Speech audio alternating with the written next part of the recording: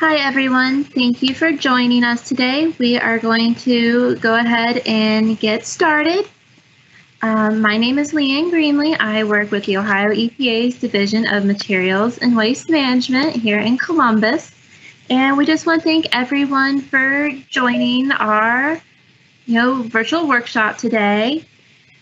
We are going to have 3 speakers presenting information on construction and demolition debris, landfill odors, and permitting for landfill leachate. We have applied for RS credits for today's webinar, and we will take care of submitting the attendance list to Ohio Department of Health so everyone can get credited. A couple important things to make sure that everyone gets their credits is if you join today as a guest, you didn't have to fill out an email, that's fine, but if you could do one of 2 things. 1, chat in your name and your RS number so we have verification that you are here. Or 2, at the very end, we are going to run 10 minutes over after we conclude everything to give people a chance to re-log in with their email. Like I said, you can do 1 or 2, or do both if you want to just be sure. So before we actually jump into presentations, we have a couple people who want to speak, and we also want to remind you that you can enter questions into the chat and we will answer those if they're general questions. And if they are related to the presentation, we will get those questions answered as time allows. So first, I would like to introduce Vladimir Sika. He is the Chief of the Division of Materials and Waste Management. Thanks, Leanne. Good morning, everyone. Like Leanne mentioned, I am the Chief of the Division of Materials and Waste Management. Now, roughly around this time last year, I started having some conversations with several staff members about developing training opportunities for our regulatory partners, the partners that administer our solid waste and construction and demolition debris programs on the local level. They've been working on developing a training plan, and then all of a sudden, March 2020 hit pretty much like a bull in a china shop. This pandemic really kind of made us reevaluate how we deal with our customer base on almost every level. So even though we have some constraints on gathering in person, and our training opportunities were a little bit postponed as a result, we're still really committed to interacting with our regulated community and our regulatory partners. So as a result, I'm very pleased that my staff was able to come up with an opportunity to collaborate with the Ohio Environmental Health Association for today's workshop. We hope to provide more training opportunities similar to this in the future, and always appreciate any training suggestions. Now, today's training might be short, but it's got some really good topics and some really good speakers. So I just kind of wanted to kick it off and thank everyone for participating, and I hope all of you enjoy the rest of the workshop today. So thanks again. All right, thank you, Vlad. Like Vlad said, we want to thank OEHA for collaborating on this workshop. Steve Ruckman, president of OEHA, will provide an update and talk about future plans. Steve? Good morning, everyone. I'm sorry I was unable to join with video. Had a little bit of technical snafus this morning. But I do want to thank the EPA for providing this platform for all of the sanitarians across the state. It is extremely helpful in the time that we cannot easily access continuing education and be up to date on a lot of the current topics. I think this is very, very timely, and I just want to thank all of the staff for the EPA for all of the hard work that they have done to get this together for us today. And also want to just share a little bit about where the Ohio Environmental Health Association is with regard to providing further education in the coming year as we are trying to transition into more of a virtual platform, I guess you would say. As of now, we are currently still scheduled to have our annual educational conference in April. But as most of us know, that is probably a very lofty dream at this point to be able to get that many people together that early. With that being said, our planning committee is working on some options to where we will likely be delivering that virtual if we cannot meet. And what we may be doing is postponing when we will be giving that education and maybe even into the summer. But certainly we'll keep everyone posted, and we'll be working with our EPA partners to share that information. But just want to thank everyone today for being on this training. And certainly if Ohio Environmental Health Association, if we can help in any way, please feel free to contact me. And you can get to me just by going to our association website, and my contact information is there. And I'll work with the board of directors to meet any needs you may have. So with that, I just want to again thank all of the staff at the EPA and the leadership there that they have provided to provide this training today. Thank you. So now we will start with our presentations. The first presentation will be an overview and updates on DEM1's construction and demolition debris program, including groundwater operator certification, processing facilities, and other rule writing efforts. Aaron Shear, who is a supervisor of the construction and demolition debris unit for the Division of Materials and Waste Management, will be providing his update. Hello and good morning. This is Aaron Shear with the Ohio EPA Division of Materials and Waste Management C&D unit. Today, as part of the Ohio EPA and OEHA landfill workshop, I'll be talking about 3 different programs within the construction and demolition debris unit and kind of some of the hot topics that we're currently working on. A little disclaimer here, working from home has proven a little interesting over the last couple months. I have 3 young children in the house that are virtually learning.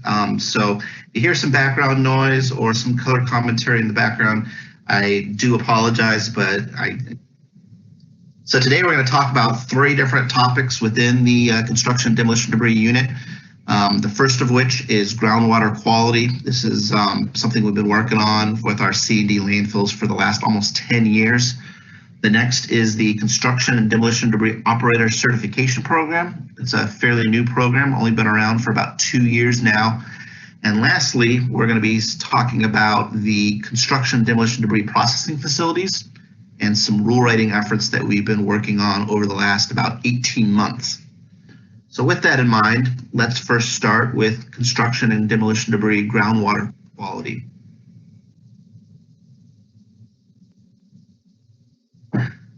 So C&D groundwater quality, this has been something we've been looking at for almost 10 years, like I said earlier. It first started with these PHGIs, so preliminary hydrogeologic investigations. What exactly is a PHGI? Well, there was 2 objectives with the PHGIs. Our division geologists were tasked with kind of coming together with these reports on each individual C&D landfill. So the first objective of a PHGI is to look at the potential for release of C&D derived constituents to groundwater from the facility. The second objective is to look at the adequacy of the groundwater network as a whole and to see if that network is capable of determining a release to groundwater. So how was this done? Well, basically this was a paper study. The geologists within the agency reached out to our health district partners. Many of you probably recall geologists contacting you as early as 2012, 2013 timeframe to get any readily available information on a specific facility. So the geologists were looking for items such as site characterization reports, boring logs, monitoring well diagrams, any historical groundwater data you have at a site, aerial imagery, anything that was pretty much readily available at the health department in your historical files. So I do appreciate all the health departments helping out in this effort. I know there was a lot of kind of legwork early on and trying to find all the available files and take a look at all the files. The geologists within the program then did go out to the site just to do kind of boots on the ground, make sure that none of the monitoring wells at the facility had been damaged or were missing.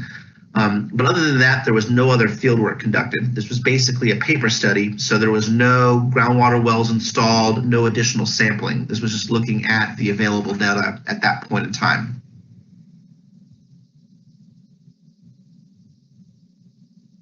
So with the PHGIs, there was a report written from the geologists on each facility within the state of Ohio, each landfill. There was 3 basic outcomes. The first of which was based on the readily available data. There was no additional activities needed. Basically, they looked at the historical groundwater data and determined that there was no impact and the network was sufficient. Or in about a dozen situations, the landfill itself met exclusion criteria, which basically meant it was sited in an area that did not need groundwater monitoring based on limited receptors or based on site-wide geology. A groundwater network was not needed, and therefore there was no further action needed. The second outcome was that based on the data, there may be some issues at the site. Some additional activities were needed, maybe some additional monitoring wells were installed, or some additional rounds of groundwater sampling needed to be completed before more thorough conclusions were reached on the site. There is a C&D groundwater fund in the state of Ohio, and fees were collected for many years and put into this fund. So if more wells were needed at a landfill, this was the time to look at that and see where those wells needed to be installed. The third and final outcome was that based on the available data, looking at possible trends, statistics, looking at up gradient versus down gradient water quality at a landfill, there was an indication that groundwater was potentially impacted, and therefore a potential groundwater assessment may be needed. So with that in mind, over the last 8 years, there have been 43 preliminary hydrogeologic investigations completed. Basically, every active C&D landfill in the state of Ohio has a PHGI completed for that specific landfill. In about a dozen of the situations, there was no further action warranted. Basically, their sites met the exclusion criteria or had a sufficient groundwater network that didn't show release. In about 10 situations, it was determined that we wanted to put in some additional wells or do some additional groundwater sampling. So to date, we've used about $530,000 from the Construction and Demolition Debris Fund to do additional work at those sites. So we've put in multiple wells at several facilities and also done some additional, more robust sampling at some other facilities. Lastly, there have been about 10 facilities that have entered into groundwater assessment. So in these situations, they've put together a groundwater quality assessment plan. And as part of that plan, they've studied the groundwater over a course of a couple of years to determine the full rate and extent of impact and the concentration of impact. Out of those 10 groundwater assessments, 4 of which have already been completed, and now the facilities are entering into more of a corrective measures compliance monitoring phase. With that in mind, there's still another about 6 or 7 facilities that we've reached out to over the past year or two to start commencing groundwater assessment activities at those sites. Moving on from groundwater quality, the next topic I wanted to speak about briefly was the operator certification program. This was specified and spelled out in the revised code 3714-062. This basically establishes a certified operator for all C&D facilities. So eventually this will cover processing facilities as well, but today we're just going to talk about landfill operators. So what does statute spell out? Well, it basically says the director of Ohio EPA in consultation with boards of health and a statewide association representing C&D facilities. In this instance, in the state of Ohio, we have the Construction Demolition Association of Ohio, CDAO, shall establish this program for certified operators for C&D facilities.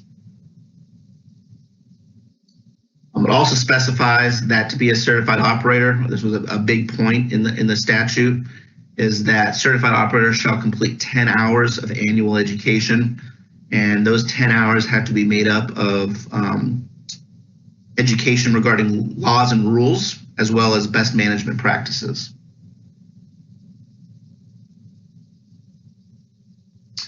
So from statute, we developed some new rules in Chapter 3745-400. That's where you find all of the construction demolition debris rules. We added some new definitions in 01. There's now a new definition for certified operator. And then as part of the operations of facilities, we do make mention that all C&D landfills need to have a certified operator on staff. And then the new rule, 426, goes into more specifics about the actual certification program. How do individuals become certified? How does training providers demonstrate that they can offer trainings about operator certification? So what exactly are certified operators responsible for? Well, there's three main categories. First of which is the C&D operator shall be responsible for overseeing all operations at the facility. So this really is the key personnel at the site that's there for day-to-day operations, overseeing all operations at the facility. This individual has to be thoroughly familiar with the operating procedures, any special terms and conditions of the facility license, and the rules themselves. So this person is very well versed in the C&D operational rules, as well as just general operating procedures at a C&D landfill. Lastly, they're the ones that are responsible for signing and completing the daily log of operations for the facility. So this person attests to the fact that the inbound and outbound material, the material that's been refused at the facility and accepted at the facility, all kind of match in the logs, and then they're the ones that sign the daily log at the end of every day. As part of the 426, the operator certification rule, it specifies what type of qualifications are needed to become a certified operator. So the minimum qualifications include the following: 1 year of work experience, preferably at a C&D facility, but also at a sanitary landfill would work, or other experience deemed acceptable by the director. And then this minimum of 10 hours of approved education on an annual basis.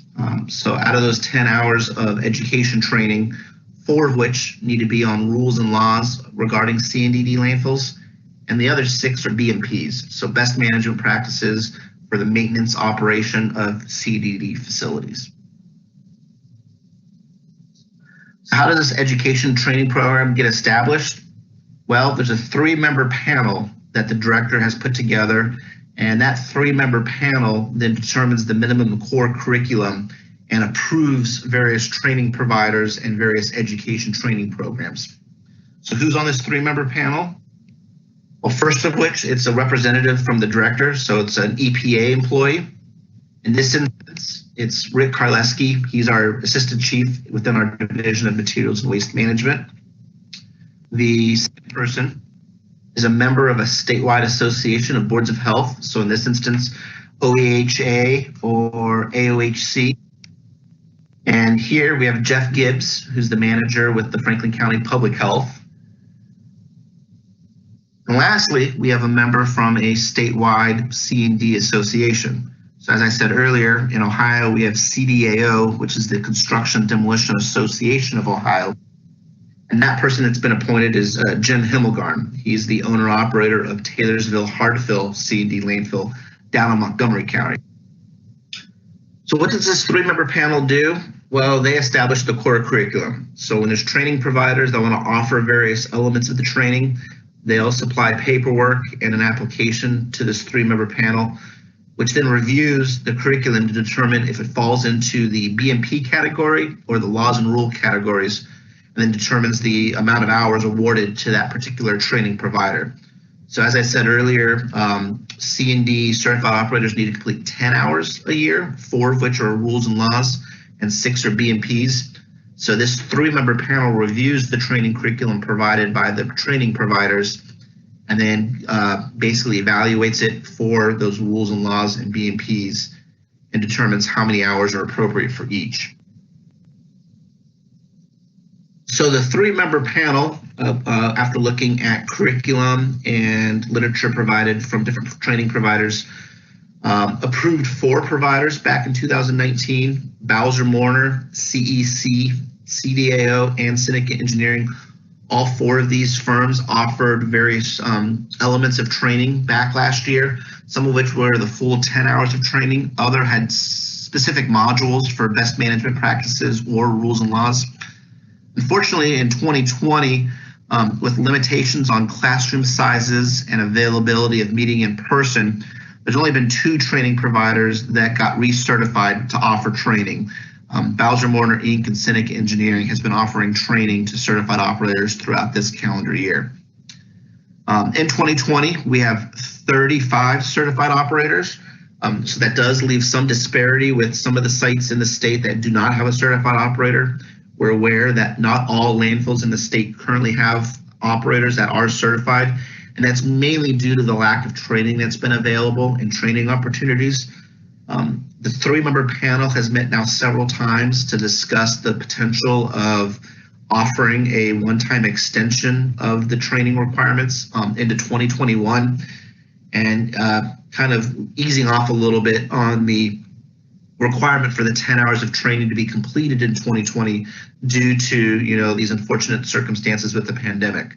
So stay tuned. Hopefully we'll have some more guidance regarding this in the next week or 2, and some more discussion about possibly extending this deadline. Moving on from the certified operator program, the last topic I wanted to talk about this morning is construction and demolition debris processing facilities and the rule writing efforts that have taken place over the last 18 months or so. It's been a pretty heavy lift. There's a lot of moving parts here into this process, and I do appreciate everybody's patience while we develop these rules. We've got a lot of input from both industry and our health district partners, and we appreciate that. Here I'll share kind of where we are with those current efforts. So why do we care about construction and demolition debris processing and the management of C&DD prior to disposal? Well, we've kind of noticed there's been a gap in that element of the program over the last 10 years or so. There's definitely some good operators out there that we want to promote diversion of certain waste streams from landfills. And we definitely want to promote recycling and reuse of construction demolition debris. However, under the premise of C&DD processing, several bad actors in the state came forward where basically it was just a guise for illegal disposal of C&DD. A lot of inbound material would come to some of these facilities and not a lot of outbound material. One in particular was almost a $10 million cleanup up in Cleveland, basically from someone that was taking in a large quantity of construction demolition debris under the guise of C&DD processing, but never actually processing or recycling the material, more just leaving the site abandoned and left the community and the state to clean up the site. So back in 2017, Senate Bill 2 was passed from the 132nd General Assembly, and that became effective in October of 2017. And Senate Bill 2 finally established the regulatory oversight for construction and demolition debris processing facilities and provided more clear guidance on what rules should be developed, and gave us statutory authority to ensure that we developed rules in which construction and demolition debris material would be properly managed and disposed of in an environmentally responsible manner. As part of the construction demolition debris processing facility rule package, there was a handful of rules that went in and were revised to account for C&DD processing. The first of which was the definitions rule in 400-01. There were several new definitions added. Also exclusions, facility exclusions in 03 was added too. Financial assurance in 13 was revised to account for processing and disposal of C&DD. And that also goes for 14 as well, the wording of the financial instruments. So that also accounts for C&DD facilities, which is landfills, as well as C&DD processing. And as I mentioned in the previous module, operator certification. So eventually, operators at C&DD processing facilities will also have to have a certification process and become certified. So some of the new definitions in 400.01, definition of a C&DD processing facility, which I'll get to here in a minute. We tweaked and added to the definition of leachate. We added a new definition regarding mixed C&DD. This plays an important role with financial assurance and making sure that we have enough financial assurance at a C&DD processing facility for everything that was mixed, so basically unprocessed at the site. A definition for processing, which mirrors up with the processing facility definition. Recovered screen material is a new term. This is basically the fine grain material, the fines that come off at the end of the production of a processing facility. We also wanted to make sure we accounted for that within our financial assurance mechanisms. And then transferring, there's some slight nuances between processing of construction demolition debris and transferring of construction demolition debris. So we wanted to make sure that we had that covered within the definitions as well. So what exactly is a C&DD processing facility?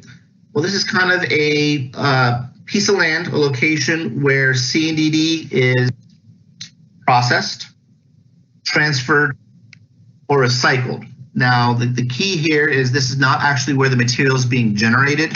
So if you knock down a large structure, say you knock down a hospital or a school building or a large, structure, and you're processing on site, so you're pulling out metal to recycle or bricks to use as clean hard fill or aggregate, that wouldn't really be considered a processing facility. Processing facility is kind of a third-party location where you're taking the C&DD from where it's being generated, taking it somewhere else, not a landfill for disposal, but taking it somewhere else where then you process it, transfer it, recycle it, and use it in those manners. So now we get into the real meat and potato portion of this new rule package. There are 7 new rules added into Chapter 400, and these 7 rules really pertain to C&DD processing facilities. O2 is kind of a new concept, general obligations. It seems like common sense, but this basically says you have to comply with your license, your permit, and any other authorizations.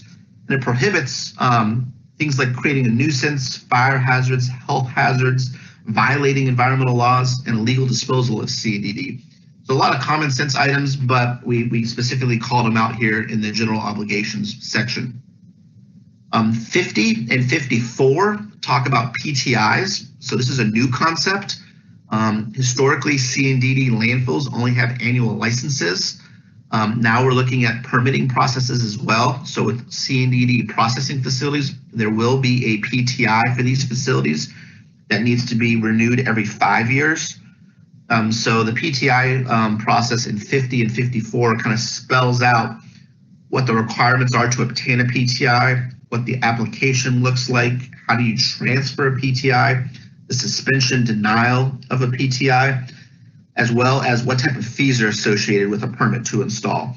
So there's a one-time application fee of $1,000, and then there's the permit to install fee once the application has been acted upon, which is $2,000. And as I said, this happens every 5 years. Chapter 52 talks about the design requirements of processing facilities.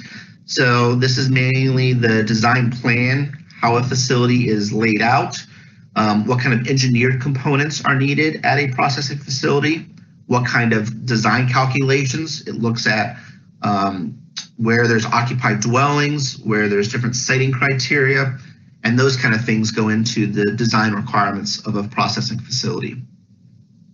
56 is the financial assurance for final closure. So in the unfortunate circumstance of a facility closing down or shutting prematurely, and it relies on the state or the approved health department to clean up the site, this lays out financial assurance to clean up the unprocessed C&DD at the site. So that goes back into the definitions we spoke about earlier when it comes to mixed C&DD and recovered screen material. We want to make sure that we have enough financial assurance set aside to clean up piles of those type of materials at a processing facility. The biggest rule here in this rule package is 58, which is the facility operations.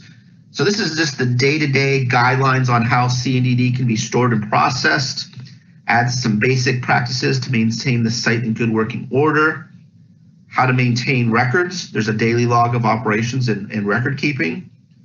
There's a fire prevention plan. There's also some discussion on operations of construction requirements. So roads, visual barriers, working surfaces. Also what type of prohibited materials at C&DD landfills, or C&DD processing facilities.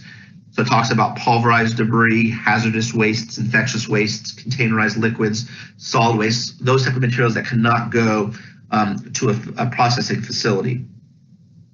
Lastly, 60 is the rule that talks about final closure. So this talks about the events that trigger final closure out of processing facilities, how to complete final closure, and how to certify when final closure has been completed.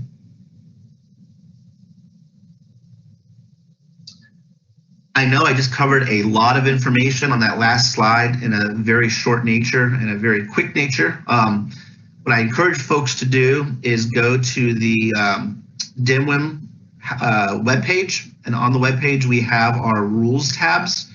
And in our rules tabs, we have a tab for interested party rules. And in there we have all of the C&DD processing rules listed, as well as a webinar that I gave earlier this summer that went into much more depth on each individual rule. So if you have any specific questions, I recommend starting there first, looking at the rules in their current draft format, and watching that other PowerPoint presentation that went into each individual rule in more detail. So where do we go from here? What are the next steps? Well, there was a interested party comment period this summer, June and July of 2020. We received comments from a variety of individuals. We heard back from our health district partners as well as our solid waste management districts. We received some feedback and comments from facility operators as well as their environmental consulting firms, some engineers as well as geologists and environmental consultants. And lastly, we heard from the National Waste and Recycling Association, NWRA, as well as CDAO. So we're currently reviewing those comments. We are putting together a responsiveness summary of those comments and then going to reach out to individual entities to talk about those comments in more detail.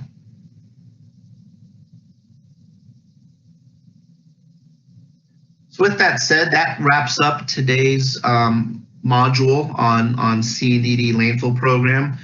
I kind of went through the information quickly to cover all three topics: groundwater quality, operator certification, and C&DD processing facilities.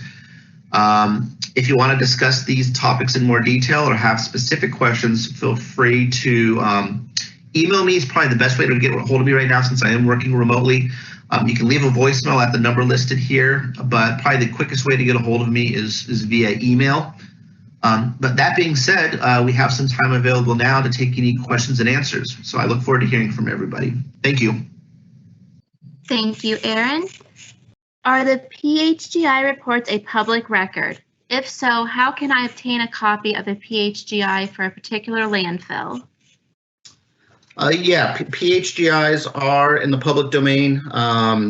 They can be found on our eDocs. So on our Ohio EPA website, there is a public record request kind of function in our eDocs program. Some of the PHGIs are very large in size, and so they're pretty large documents. So sometimes they had issues getting available on into eDocs. So if you can't find it in eDocs, you can send me a quick email and I can track it down for you if there's a particular landfill you had in mind. So I can help you find that document if you're interested. Okay, we have another question. If a C&DD operator hasn't completed the entire 10 hours of annual training, can they still become a certified operator? Yes. So right now, as I said in the PowerPoint presentation, we're looking at extending that deadline for 2020. We know that there was some limited trainings offered this year due to the pandemic, unfortunately. And so the 3-member education panel is actually meeting tomorrow, I think, to discuss extending that deadline into 2021. And so that there still are going to be some opportunities for operators that might be short of their 10 hours to get those 10 hours, even though it might roll into 2021. The other thing that we encourage operators to do if they're not certified is there is a interim operator status, which is good for up to a full year. And so if you haven't quite got those 10 hours to become certified, we encourage everyone to at least go in and fill out an application on our website to become an interim operator. And that kind of gives you that safety net of a year to catch up on training. But yeah, good question. Okay, we have another one. Will the rules require C&D processing facilities to utilize a scale for incoming material? So that's one of the things we looked at with the rules and with the statutory authority found in Senate Bill 2. Unfortunately, the way that the Senate bill is worded is there's discussion about volume, and it talks about cubic yards for financial assurance and cubic yards for input at the facility, which really is more of a volume measurement, not a weight, not tonnages. Our C&D landfills also don't have scales at this point in time, so it's kind of a hard sell to say, oh, as a processing facility, you need to have scales, but a landfill, you're not required. I think we'd love to see scales at C&D processing facilities. I think we would encourage our facilities, if they have that financial, stability or whatever, to be able to afford to put scales in. I think that's effective to measure inbound and outbound materials, but it won't be a rule requirement. Okay, and on the subject of processing facilities, is there a tentative date that the rules will be finalized and effective? Not yet. Unfortunately, the pandemic has slowed us down a little bit, but we're currently working internally with our responsiveness summary to look at those interested party comments and to work through those and make sure we have thorough answers to any comments we received. We are making some tweaks and some small revisions to the rules based on the feedback we received. From there, then we have to go out with proposed rules, and there's still kind of a procedurally process to go through. So I still feel like we're several months out. I'd love to see those rules become effective sometime in 2021, maybe middle of the year, but it really depends on some timing procedurally on how we move forward with that rule package. Okay, I think that's the end of the questions we have at the moment, but if anyone has some more, feel free to send them in and we can take care of them at the end of everything if time allows. Before we go to our next presentation, I just want to remind everyone, if you did log in anonymously, please try to chat in your name and your RS number so we can make sure you get your RS credits. We are submitting the attendance list to ODH to get everyone credit. We have an application in to get this training approved for hours. And if you have problems doing the Q&A, submitting that stuff, feel free to send me or Jeff Bonavon an email and we can work with you to get everything covered. So we will move on to our second presentation. John Pascaret will present a case study of the challenges associated with regulating odors at a solid waste landfill. This presentation will review the history of the Sunny Farms landfill, the odor challenges the site has presented to the community, and the approaches and techniques that Ohio EPA and the Seneca County General Health District have implemented to regulate the facility. John is an environmental manager with Ohio EPA's Division of Materials and Waste Management in our Northwest District office. John, you ready? Good morning, everyone. This is John Pascaret, and as mentioned, I work for the Division of Materials and Waste Management from our Bowling Green office in Northwest Ohio, and was asked to present a case study today regarding some of the challenges that we encountered through the Division of Materials Waste Management in conjunction with the Seneca County General Health District managing odors from the Sunny Farms landfill in Fostoria, Ohio. First, the outline of kind of what topics I'll touch on today. I'm going to go through a brief site history, a recap of our initial enforcement for odors at this facility and what kind of triggered a need for an additional round of enforcement, a recap of activities leading up to and through enforcement actions in 2019, and then a review of some of the assessment tools and metrics currently in place to monitor compliance. First, since we had a bit of a broad audience for this presentation, I wanted to give some perspective as to where the facility is located. You'll see here circled in red is the Sunny Farms landfill. and you can get a sense of where it is relative to Toledo, Sandusky, and Findlay here in Northwest Ohio.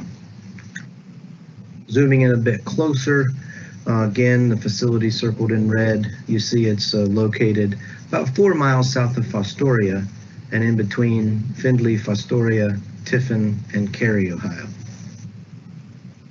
And then lastly, zoomed right over the top of the facility, the site does have 2 separate non-contiguous units. The northern unit is now completely capped under a BAT plastic cap that's been in place since 2014. And the southern unit is where they're currently operating. From north to south, the property stretches over 2 miles in places, and the debris placement is now spread out a little over a mile from the north tip to the southern tip of the polygons outlined there in purple. So this facility, like many that we regulate, started as a dump back in the 70s, and it was dormant for a time in the early 1990s after the initial owner was arrested for burning copper wires on top of the site. It was purchased by Ed Kilbarger of Kilbarger Construction and kind of reinvigorated through a permit issued in March of '94. There have been multiple sales of the facility since, but maybe more significant in the site's history than all of the sales is its access to rail.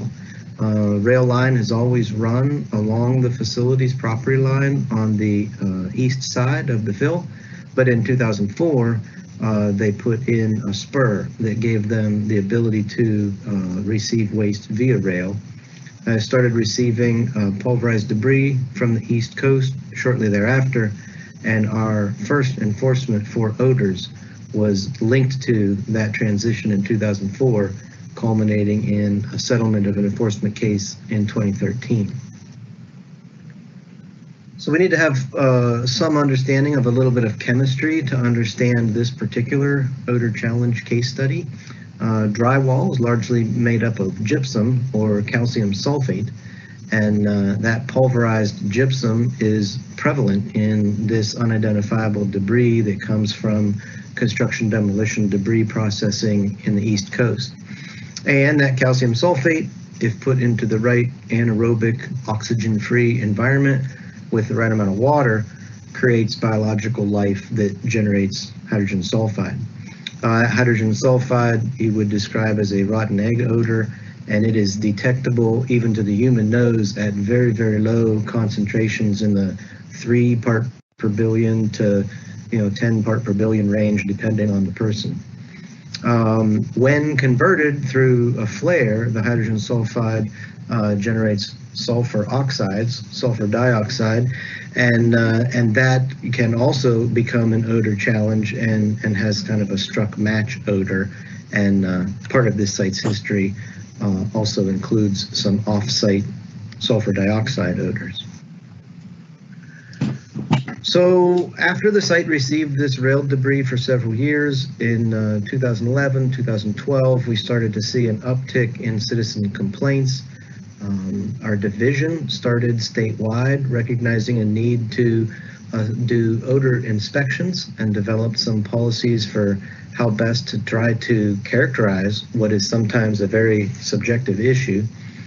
Luckily at our site, due to the presence of the hydrogen sulfide in the odors, we could make that subjective determination a bit more objective if we had the right technology, and we purchased that in 2012, getting our first Jerome meter that our division owned.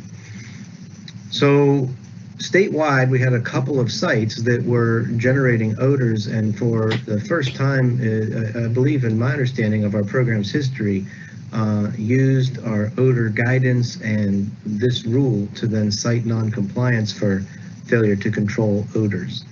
And still today, 19B3 and 19B5 read as they did back in 2012, and we cited the facility for this failure to operate the landfill in a manner that strictly controlled odors. So that's what our Jerome meter looks like, a handheld unit. It's very easy to use. Right at the tip of the handle there is the button that you press to initiate your readings. They are shipped back and forth to Arizona Instruments once a year to be recalibrated. And with some minimal training, any sanitarian would be able to collect data. You see from the screen there, you get a readout. It takes about, with our current settings, a minute, minute and a half for each reading, and then it's generated for you in a part per billion digital readout. It can also record in part per million if you're in more concentrated atmosphere. So we used all those tools, generated those orders, pursued enforcement against the facility, and required this laundry list of activities. An upgrade to the facility's flare, an upgrade to their gas collection control system, and in turn, a requirement for the site's air permitting to therefore be upgraded as well. We required through the orders surface emissions monitoring, SEM. Those are typically done at facilities, landfills that are applicable to the Clean Air Act New Source Performance Standards, but we required them more frequently and at a tighter spacing with a lower threshold than what is required for a normal typical landfill under NSPS requirements. We also required from 2013 on that the facility take 12 daily readings downwind of the landfill, 6 in the morning and 6 in the evening. That data has been collected ever since. We required that a weather station be established right at the facility so we could always be aware of wind direction and velocity.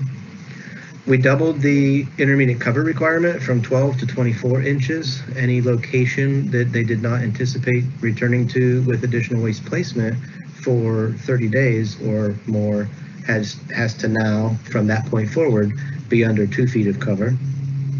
We established or required that the facility establish an odor complaint hotline. 24/7 call center is still in place to take calls from anyone who has concern regarding odors from the facility. We required that they close that north unit. There was a nominal civil penalty, and I just referenced the fact that it was 25 pages to give a sense for those that have gone through enforcement processing of kind of the significance of the action if based on nothing else, the length of the document itself. So from 2014 to 2018, a quote from the then owner was that the facility closed the Pinto and opened the Cadillac.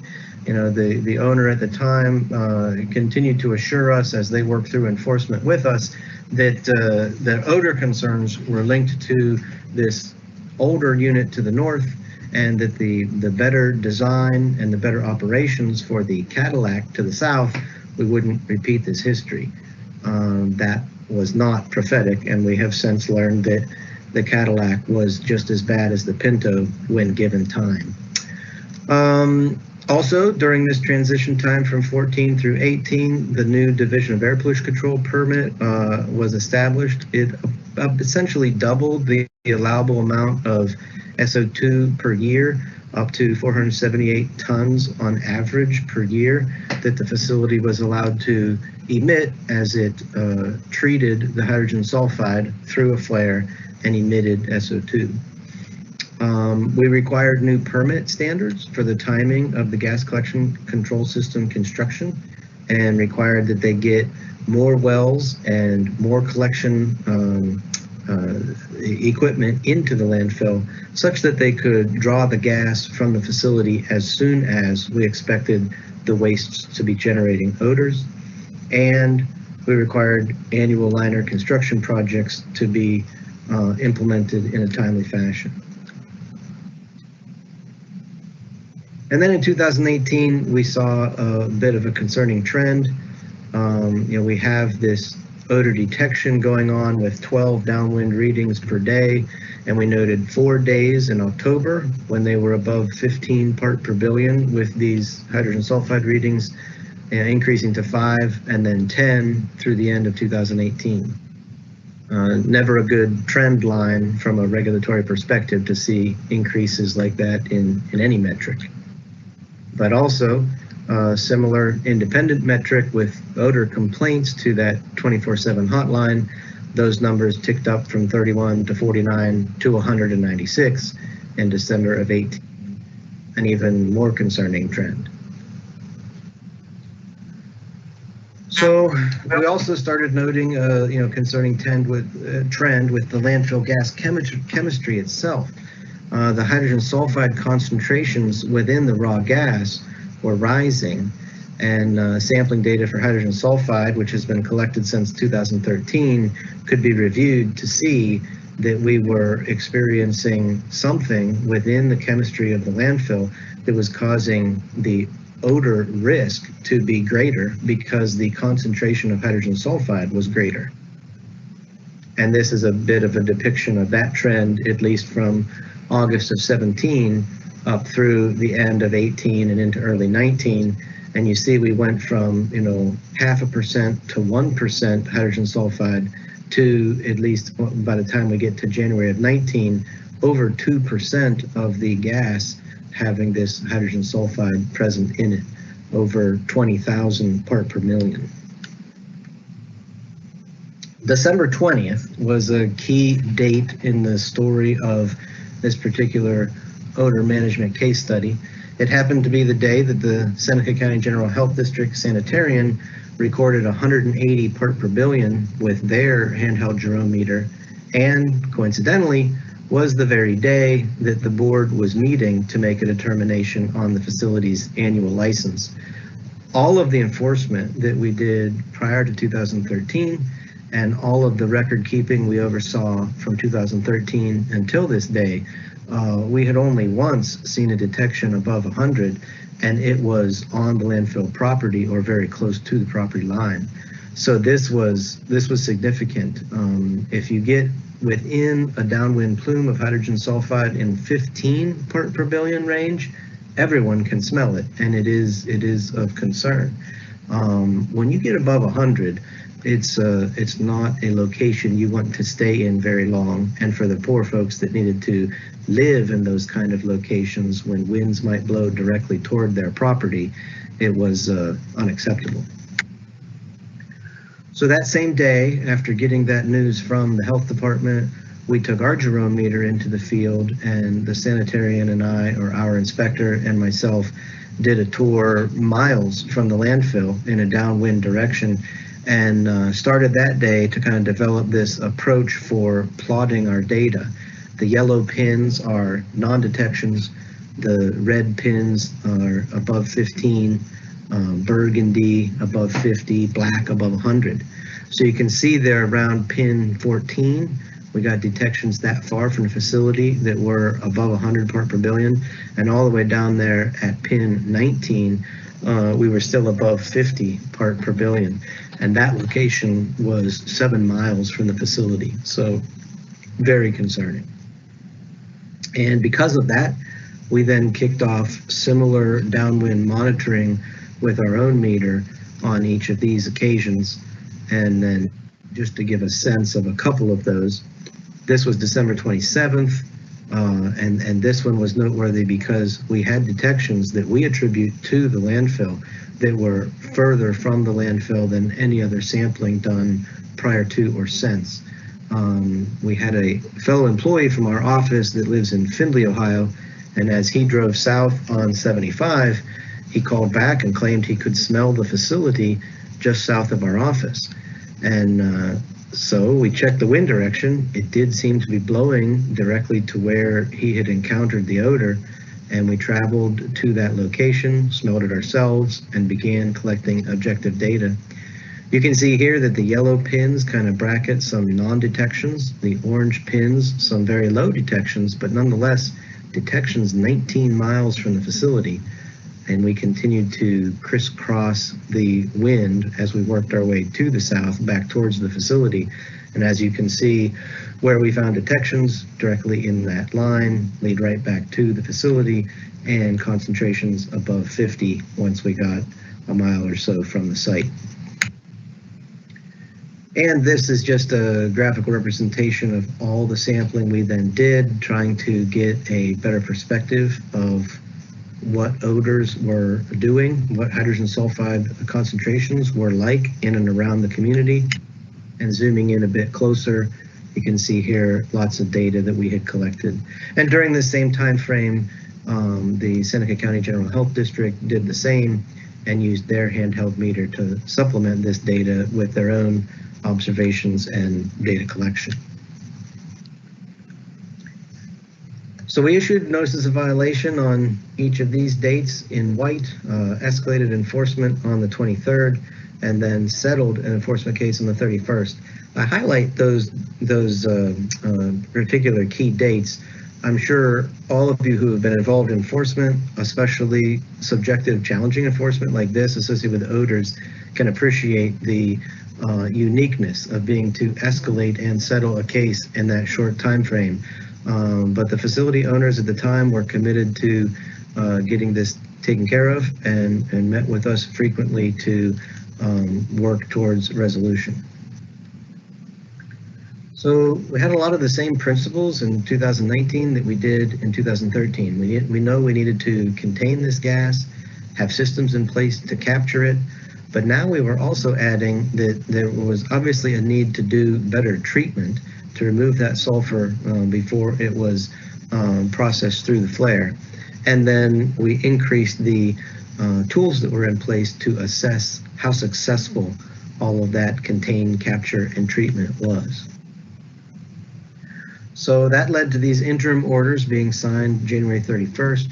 We used the word interim orders because at the time, knowing that our 2013 action was not adequate to resolve the challenges, we viewed this as a first step in what might have been a multi-step process, and therefore specifically characterized them as interim orders.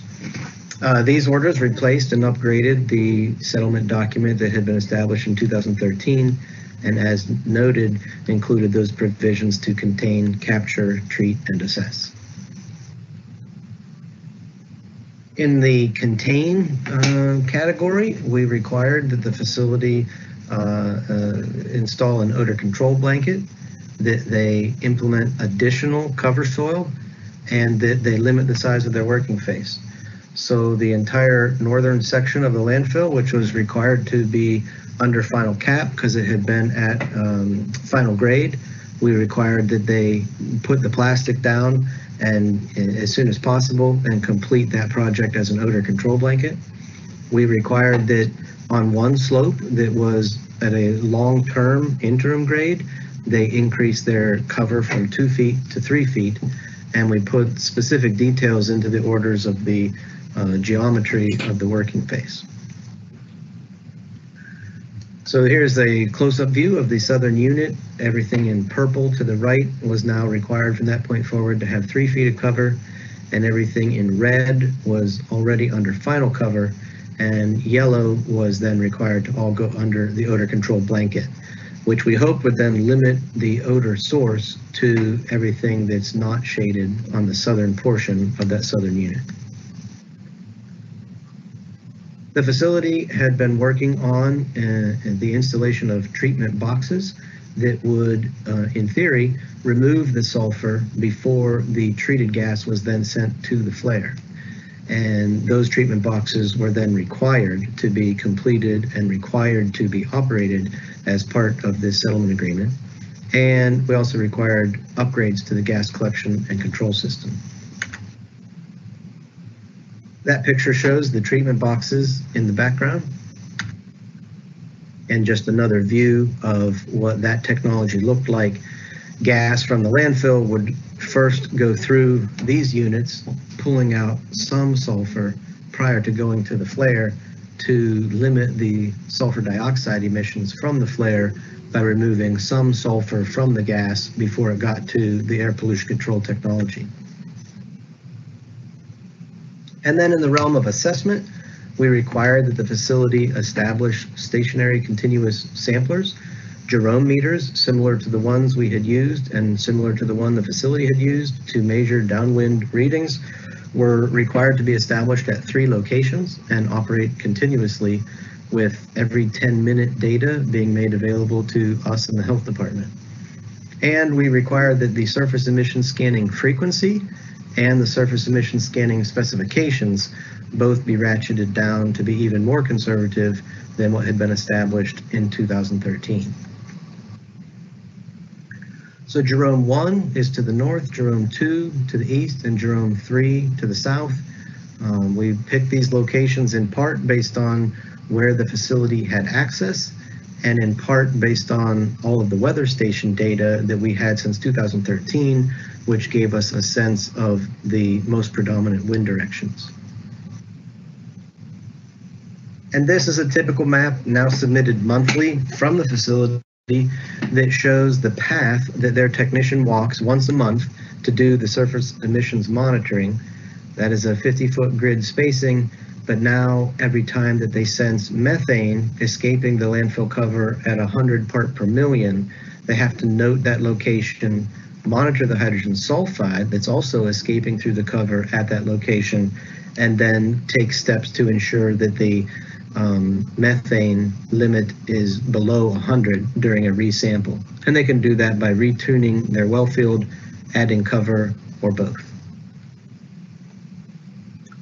So we had, not surprisingly, lots of milestones after that enforcement was settled, had additional violations, had a massive public forum organized by the Seneca County General Health District.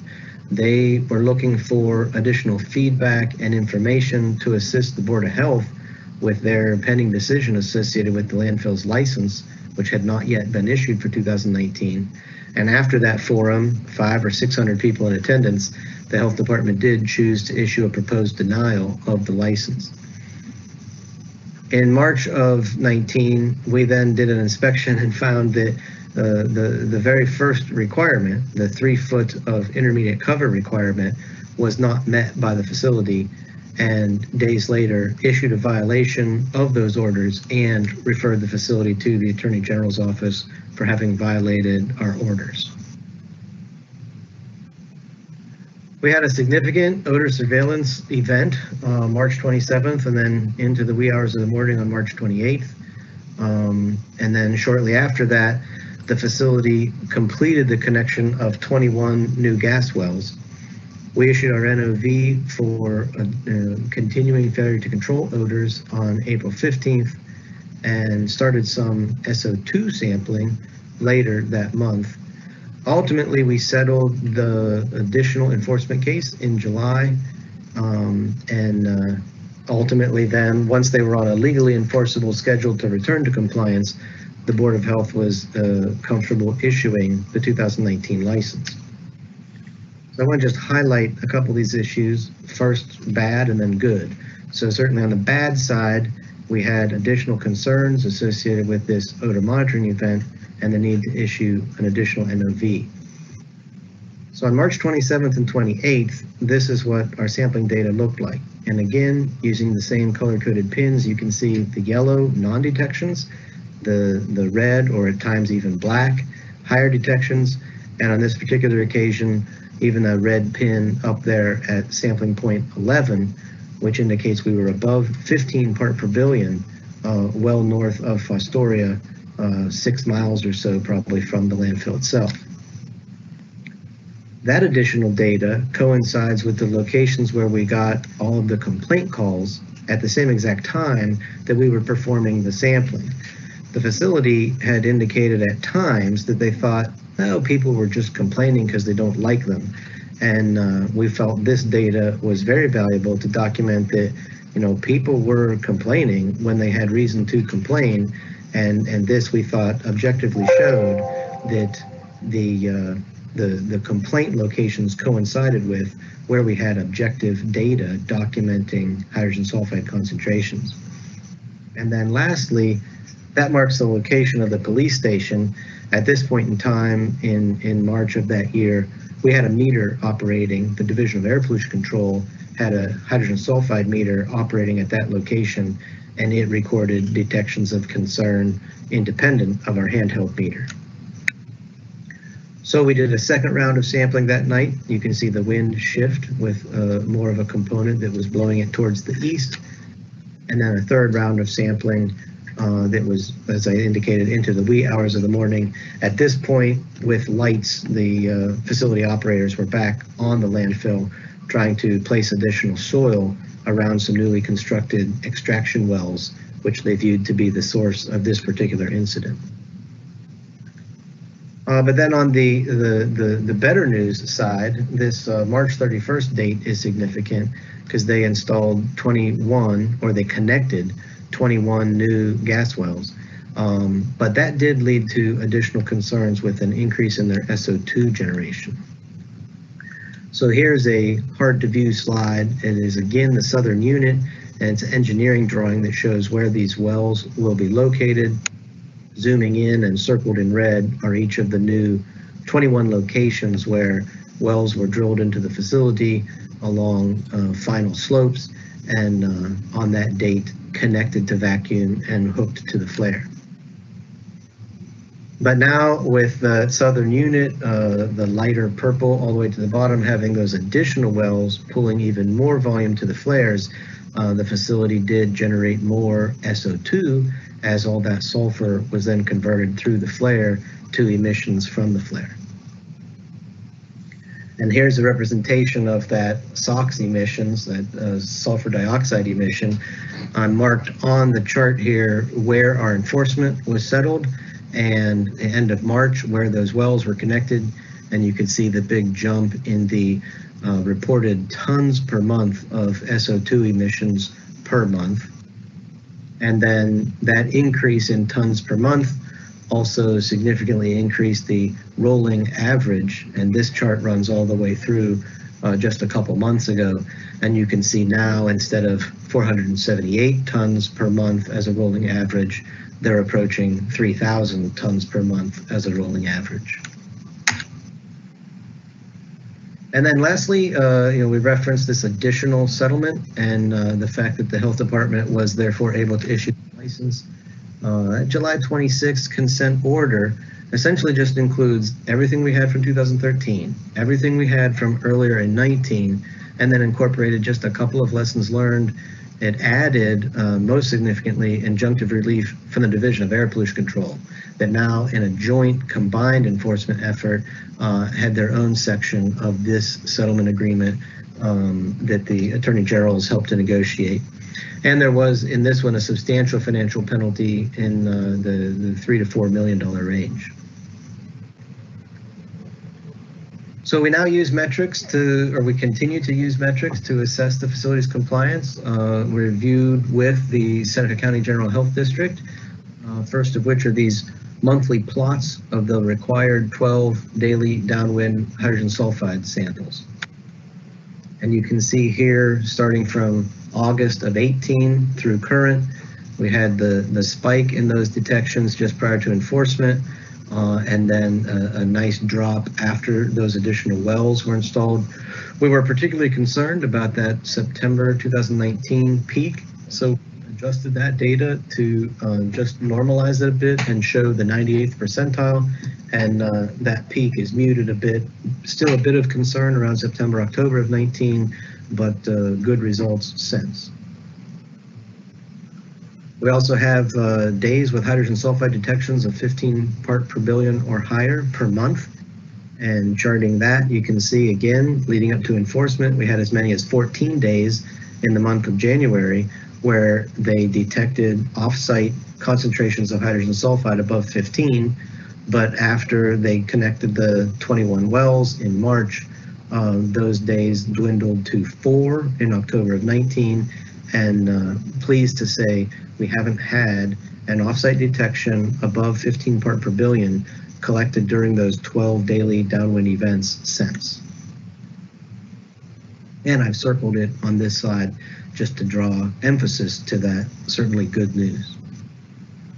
And then lastly, with this list of metrics is charting our odor complaints and our odor complaints per month. And that data looks like this. Again, with perspective as to when the enforcement case was settled at the beginning of 2019 and when those wells were connected at the end of March in 2019. And you can see we're nowhere close to the 500 plus calls that were made to that hotline in recent months. In September, we had 4, and October, only 3. And this data can also now be reviewed with a little extra detail to differentiate downwind calls from all odor calls. And we thought this was good to document that generally when people were calling and they were complaining, they were downwind of the landfill, and these weren't phantom calls from people that just didn't like their landfill neighbor. So that's it, and open for questions now. What do you got? I do have one question already. The first question is, how much does a Jerome meter cost? They're not cheap. I believe ours was over $10,000. Probably at this point, higher price than that, but you're into 5 figures to get one of those units. Okay. We had one come in that says, how long did it take to complete a downwind sampling event? So each reading is a minute to a minute and a half. We always took 2 at each location, so there's a little bit of time tied up there. But then to drive, to find the location with your nose, I'd say to generate one of those maps like I displayed, we were probably a couple hours. To do multiple maps in one trip to the facility, 6 to 8 hours. Okay. I see another question. Does the facility continue to submit H2S data from the 3 continuous meters you referenced? Yes, and in fact, the most recent license issued by the Seneca County General Health District required through license conditions 2 additional stationary continuous meters. So we in the health department now have access to 5 meters that report H2S readings every 10 minutes continuously. So lots of good data that makes the otherwise subjective challenge a lot more objective and in that sense easier to regulate. Okay, we have another one. It says, were any of the gas wells above normal temperatures? What was driving the H2S being generated? The typical question, because I know a lot of us have experience with odors being associated with elevated temperature landfill events. Like many larger landfills, we do have some wells that we monitor with the facility to track their temperature, but all of the gas chemistry is within ranges and there's no concern of an elevated temperature landfill event, though we watch it closely. These odors are more from the type of material they take, the amount of time that it's there, some theorization that the moisture content that it's exposed to may increase it. The big uptick that we showed in the raw gas concentrations is still under a bit of debate. We're not sure. We even reached out to US EPA for some assistance as to what could have caused that kind of an increase, as you saw from 0.5% to 1% to now 2% and higher in the raw gas chemistry. But it does not appear to be related to a heating event.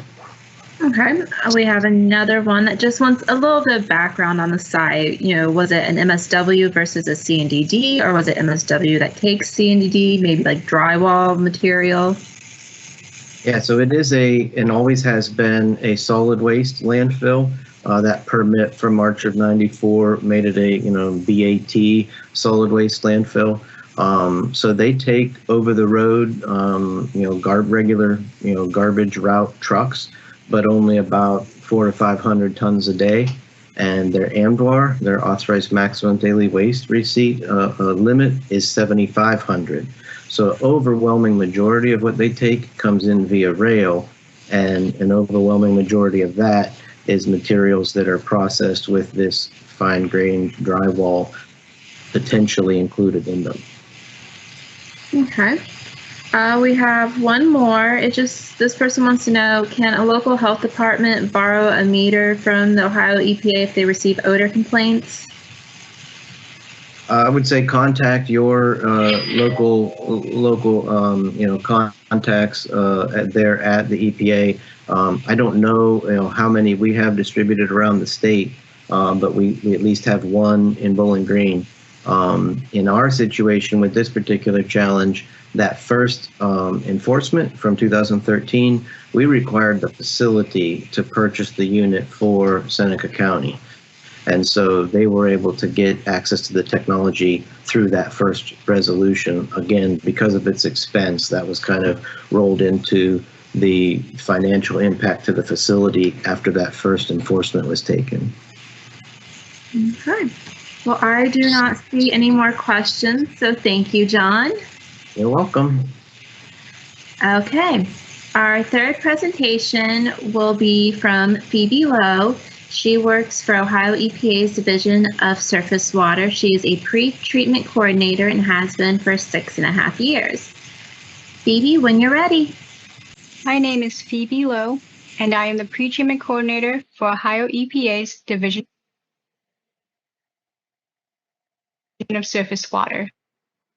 In this presentation, I'll be going over the Division of Surface Water and its role, the definition of leachate, how leachate is treated and disposed, leachate's impact on surface waters, and where to find a landfill's leachate data. Most of you are probably more involved with DMWIM than with DSW. So I'm going to do a quick summary of some of the division's focus areas and how they differ. First, we have DMWIM, which focuses on how landfills are constructed, operated, and managed. Second, we have DDAGW, which focuses on protecting sources of drinking water and groundwater.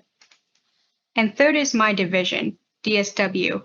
In relation to landfill leachate, DSW strives to protect surface waters. Although DAGW and DSW both focus on water, surface water and groundwater are different. This slide accentuates the difference between DDAGW and DSW, where groundwater is below the Earth's surface. Surface water is located above the Earth's surface and includes rivers, lakes, and wetlands. What is leachate? Leachate is defined as liquid that has come in contact with or been released from solid waste. So let's back up a bit here. Just to recap, solid waste comes in and is essentially buried into these compartments called cells. These cells aren't just some hole in the ground. They include a barrier designed to hold in any waste, solid or liquid, from contaminating the groundwater below.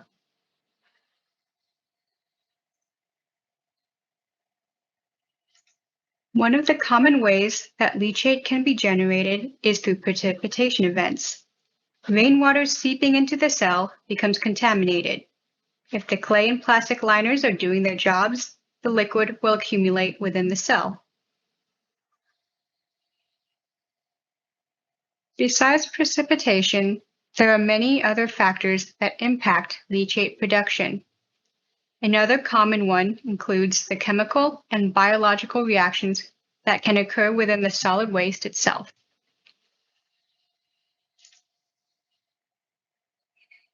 The accumulated leachate is pumped out of the cell and typically undergoes treatment before it is discharged into a water body.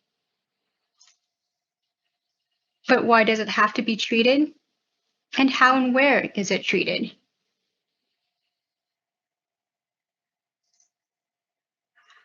So why treat leachate? Let's take a look at what's even in landfill leachate. For one thing, it is high in organic and inorganic pollutants. Another is that the pollutant levels are highly variable and depends not just on the waste characteristics, but also environmental factors such as climate.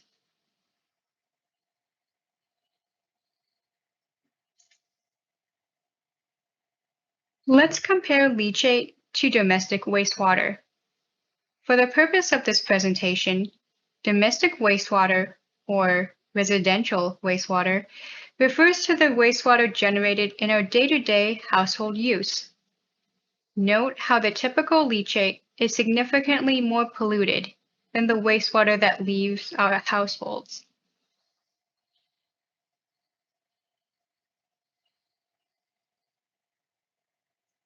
Okay, so we've established that the leachate definitely has to be treated before it goes to any stream, river, or lake. After collecting the leachate, who treats it?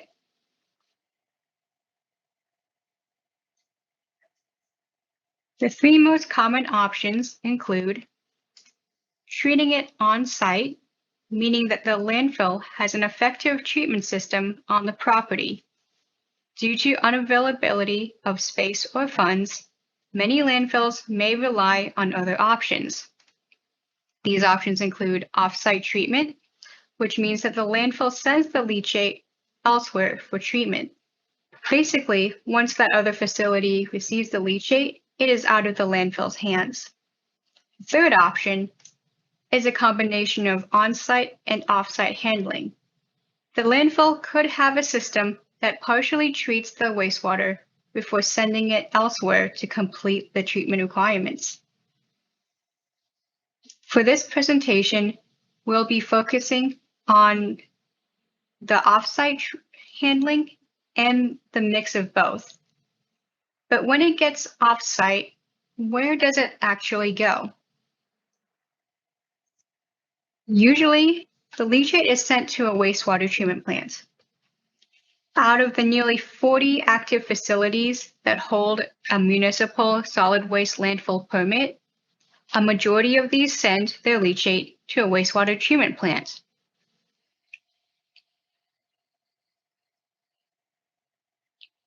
So, what is a wastewater treatment plant? It's a facility capable of treating wastewater down to levels appropriate for discharging to surface waters, such as rivers, lakes, streams, etc. Note that most of the wastewater treatment plants accepting leachate are designed to mainly treat domestic wastewater. For example, as you'll see in the scenario below, wastewater from domestic uses enter the wastewater treatment plant.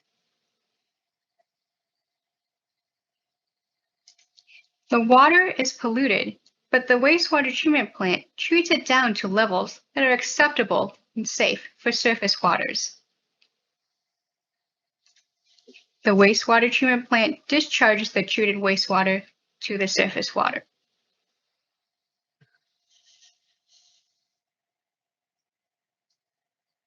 So how does leachate even get to a wastewater treatment plant?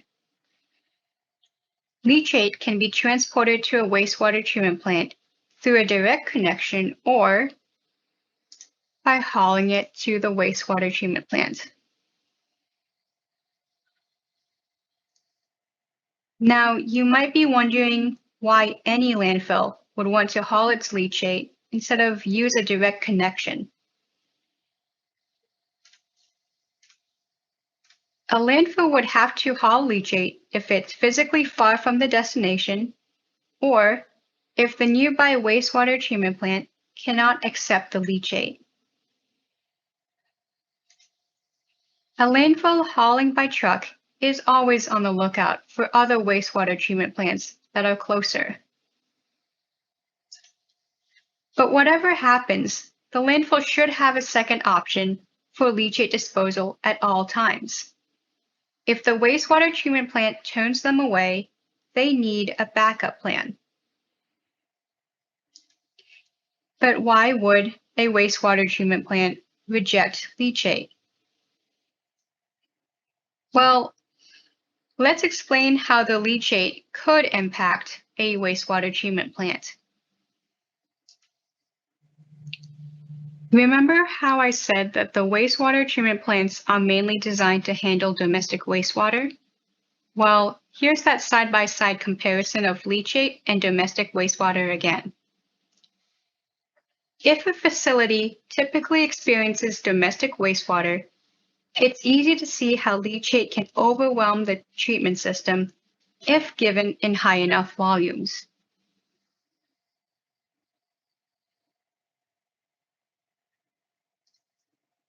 In a previous slide, we went over an example of how domestic wastewater is treated at the wastewater treatment plant. Now we'll try the same scenario with leachate. Again, domestic wastewater enters the wastewater treatment plant and takes up some of the plant's capacity. When we add leachate into the mix, we see that it takes up even more capacity, but it's still operational. The pollutant levels start off high as a result. The wastewater treatment process occurs, bringing the pollutant levels down to an acceptable level for the river. The treated wastewater is then discharged into the river. Because the pollutant levels are low enough, the river is not significantly damaged and the fish are fine. Now let's see a scenario of where things could go wrong. We start off the same, where the domestic wastewater enters the wastewater treatment plant and takes up some capacity. When the leachate is added, it pushes the total incoming wastewater to go over the capacity that the plant is designed to take in. As a result, the pollutant levels start off very high and do not get treated down to a level safe for the river. This wastewater ultimately enters the river, and the pollutant levels have affected the river to the point where the aquatic organisms are harmed.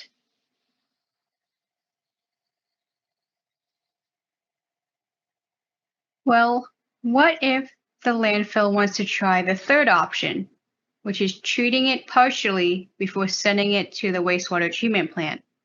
How does that work? This is called pretreatment, a process that reduces or removes pollutants in the wastewater before it is sent to the wastewater treatment plant.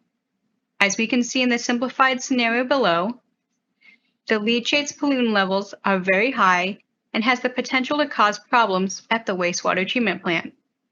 Now let's try another scenario, only this time, the leachate goes through a pretreatment system.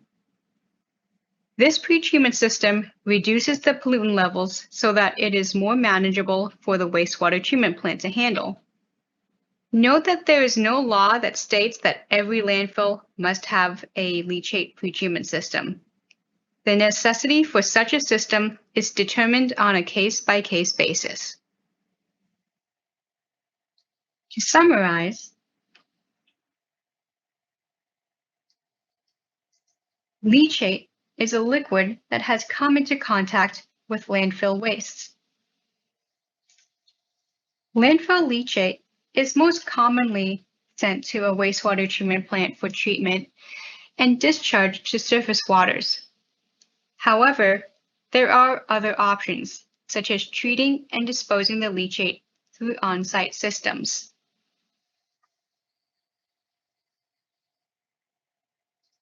Remember that DSW's focus is on protecting surface waters.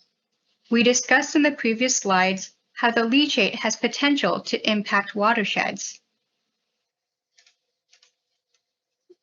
Because these sources of pollution have potential to impact surface waters, Ohio EPA issues permits to these facilities to ensure compliance with surface water regulations.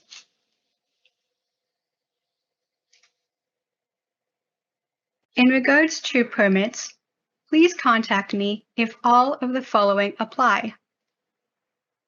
The landfill is sending its leachate to the wastewater treatment plant, and more than 25,000 gallons of leachate is sent to the wastewater treatment plant each day, and the landfill does not have any permit authorizing it to send its leachate to this specific wastewater treatment plant. This means that 1, DSW did not issue an indirect discharge permit to it, and 2, the wastewater treatment plant did not give them a permit either. If all of these criteria are true for the leachate disposal, then this landfill may need an indirect discharge permit to be able to continue sending its leachate to the wastewater treatment plant. Now, if you wanted to find a list of indirect discharge permits, you can find it on Ohio EPA's website. Note that these permits are sorted by districts. Just for clarification, when I'm talking about this 25,000 gallon threshold, I'm talking about the amount of leachate that's typically discharged for a single day of hauling or discharging to the wastewater treatment plant. For example, a landfill leachate has reported disposing 5 million gallons of leachate in 1 year. They have also reported that they have hauled their wastewater 120 days over the past year, and that their leachate has always gone to the same wastewater treatment plant. If you divide 5 million gallons by 365 days, you determine that the average discharge is about 13,700 gallons a day. Because this is less than the 25,000 gallon threshold that we discussed earlier, we can also assume that no indirect discharge permit is needed. However, this is the wrong solution because it factors in the total days in a year, 365, not the days in which the landfill has hauled its wastewater to the plant, which is 120 days. If you recalculate the leachate flow using the number of discharge days, you will get 42,000 gallons per day, which is a huge difference compared to the incorrect method above. Because the discharge flow rate exceeds 25,000 gallons per day, this landfill may actually need an indirect discharge permit after all.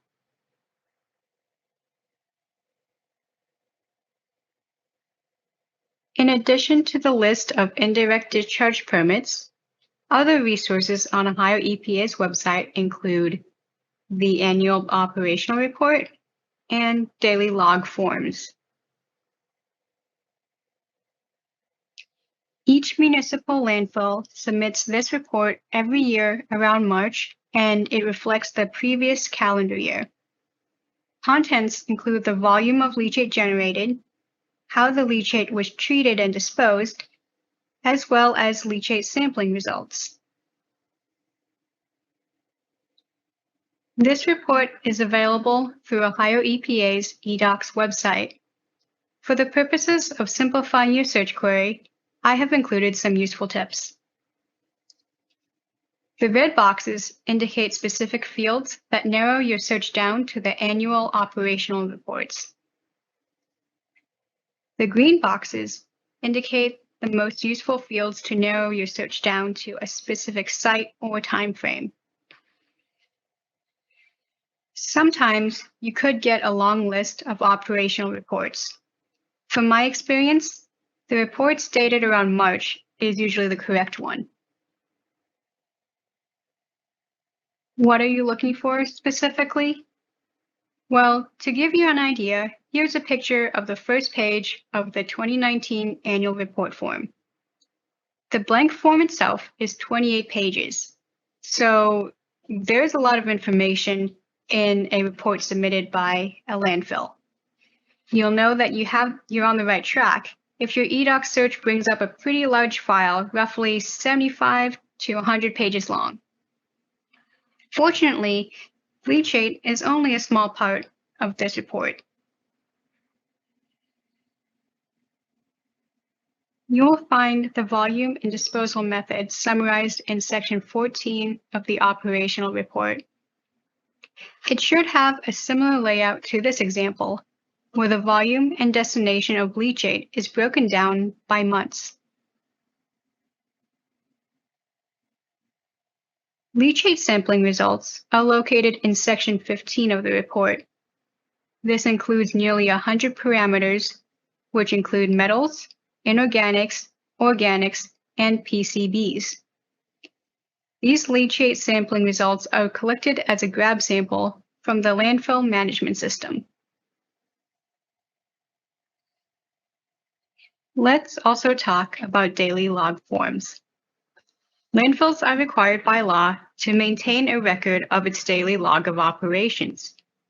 You can find a copy of this form on Ohio EPA's website. From my understanding, the landfills do not necessarily have to use this exact form, but whatever records they use must include all the information required by law.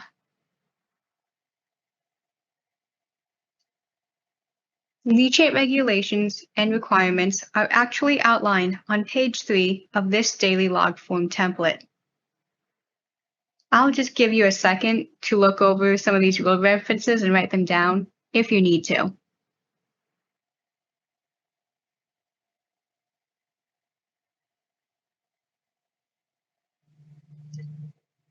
And that's the end of my presentation. Does anyone have any questions? If you would like to ask questions privately, please feel free to contact me. Thank you very much. Thank you, Phoebe. So please submit any questions you have, and I will go ahead with the first question that I saw come in. Besides disposal to the wastewater treatment plants, are there any other leachate issues related to surface water? Well, I'm not an expert on everything that's related to surface water and the division of surface water, but I know that stormwater is something that DSW does look out for. There was a question someone posted about losing audio. Did that get resolved, or is anyone else having problems with audio? If anyone else has had audio problems, please chat in and let us know. We did see one comment already. Okay. Another question is, does it reflect badly on the local health department if a landfill is missing a permit to send its leachate to a wastewater treatment plant? No, it does not. No, it does not. No, it does not reflect badly on the local health department. It is actually the landfill's responsibility to comply with all the leachate disposal regulations. So the violation would be on the landfill, not the local health department. Okay. And then, do you need an account to use eDocs to find these annual operational reports that were mentioned? No, eDocs is a free. It's a free service, and it does not require any sort of account set up. Okay. We did get a comment. They love your cats as the guest to speaking with you, so that's always a plus. Thanks. Okay. I'm not seeing any other questions. If anyone has any questions for any of our speakers or anything in general, please go ahead and send those in.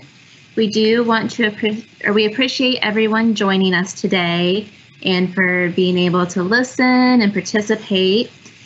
Again, we will leave this running for a little bit to cover anyone who wants to log out and log back in to make sure their name is in the list of attendees. Also, if you don't want to go through the process of logging in or logging back in, feel free to send us a chat in the Q&A that lists out your name and your RS number if you just want to make sure on that, even if you have your name associated. You can also shoot me an email at some point letting me know and just verifying if that's something you want to do. We will submit the attendance list to the RS board to get everyone credit. And that's pretty much all I have. And, if you have ideas for future trainings, please feel free to share those with us. We always appreciate any feedback we can get. So thank you.